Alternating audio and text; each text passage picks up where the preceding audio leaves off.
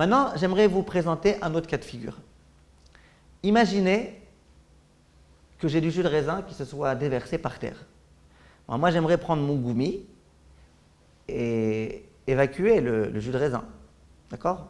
Est-ce que j'ai le droit ou pas? J'ai le droit ou pas? Oui. J'ai plein de jus de raisin, 19 litres de jus de raisin qui sont déversés par terre. J'aimerais en prendre le balai comme ça et évacuer vers le balcon. J'ai le droit ou pas? Oui? Pourquoi oui? C'est un endroit précis. Ou c'est indispensable. Ah, 19 litres. Ah, c'est indispensable. Ou c'est indispensable, ou c'est un endroit précis, mais mieux que ça. Beaucoup mieux que ça. C'est pas de l'eau, c'est pas pour nettoyer. Enfin, on l'enlève, comme le balai quoi. C'est comme si on enlève. On nettoie pas juste, on Ouais, enlève le jus de raisin. Voilà, mais ça veut dire quoi? Ça veut dire bichat, ça ne s'appelle pas nettoyer. Tu as du jus de raisin, tu le retires, tu n'as pas nettoyé. Nettoyer, c'est ce que vous avez dit à un moment. Nettoyer, c'est avec de l'eau. Quand tu mets de l'eau par terre et que tu nettoies, l'eau, elle nettoie. Mais tu as du jus de raisin, tu n'as pas envie de te noyer, alors tu le bouges un petit peu, tu le mets de côté. Ça ne s'appelle pas nettoyer. Vous comprenez ce que je veux dire?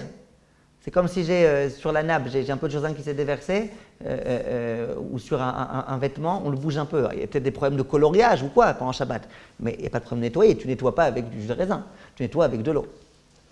Maintenant, un cas donc un peu plus compliqué. J'ai de l'eau qui est tombée par terre. J'ai 3 bouteilles d'eau qui ont explosé par terre. Qu'est-ce qu'on fait dans un cas pareil? Vous avez compris le problème? J'ai maintenant plein d'eau par terre. Si je laisse l'eau comme ça, bah, laisse tomber. Qu'est-ce que je dois faire? Je dois prendre l'eau et l'évacuer dans le balcon, par exemple. Est-ce que j'aurai le droit de le faire ou pas? Là, mon comportement, c'est un comportement de nettoyage. Parce que tu as de l'eau par terre. Quand tu passes maintenant le balai pour réussir à retirer cette eau, tu es en train de nettoyer quelque chose. Alors, est-ce qu'on peut autoriser ça ou pas? Pourquoi? C'est le même principe que le jus de raisin. Ah non, dans le jus de raisin, c'est quelque chose avec du sucre, c'est quelque chose de coloré. C'est pas dans le but de nettoyer, c'est dans l'huile. D'accord. D'accord, ouais, exactement. Le Rav Shlomo Zalman Auerbach à nouveau, et le Or Letzion et le Rav Nissim Karelitz, ils disent exactement ce point-là. C'est un chidouche, attention, c'est un chidouche. Ils disent, c'est quoi l'interdiction de nettoyer? C'est quand moi, de moi-même, je viens nettoyer. Si depuis le début, j'avais pris cette eau-là dans l'intention de nettoyer le sol, là, effectivement, tout mon comportement, toute ma démarche, ça aurait été une démarche de nettoyage. Et ça aurait été interdit. Donc, comme dans mon cas, l'eau est tombée par terre, je n'ai pas voulu la faire tomber pour nettoyer le sol. L'eau, elle est tombée d'elle-même. Simplement, moi, qu'est-ce que je fais maintenant? J'essaye d'évacuer cette eau. Eh bien, tu as le droit d'évacuer. Ça ne s'appelle pas nettoyer, c'est un chidouche. C'est un chidouche parce que ton comportement maintenant, c'est un comportement de nettoyage. Mais puisque ce n'était pas ton intention, eh bien, c'est autorisé. Maintenant, le Rav Nissim Karelitz, il dit quand même d'être gentil quand on fait ça. Et je comprends très bien ce qu'il dit. Il dit, si tu as de l'eau qui est tombée par exemple ici, et que tu peux évacuer ton eau là-bas, ne commence pas à faire 500 tours avec ton balai et ton eau pour faire passer finalement l'eau là-bas.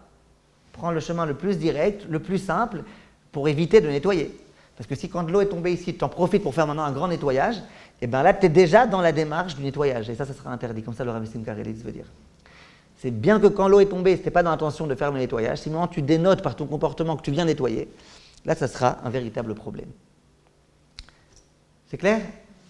Voilà, ça c'était les cas les plus habituels, les plus fréquents qui se présentent à propos de nettoyage avec de l'eau. Les cas les plus fréquents, c'est soit il y a de l'eau qui tombe par terre, il y a une fuite et donc tu veux nettoyer, soit tu as des endroits très précis que tu veux nettoyer parce qu'ils sont très très très très sales. Ça, il n'y a pas de problème. Il y a parfois toute la maison, elle est vraiment très très très sale et ça, on doit se reposer sur les poskim qui disent que, comme vous avez dit avec le Rav Amagid. Donc on a répondu à la plupart des questions.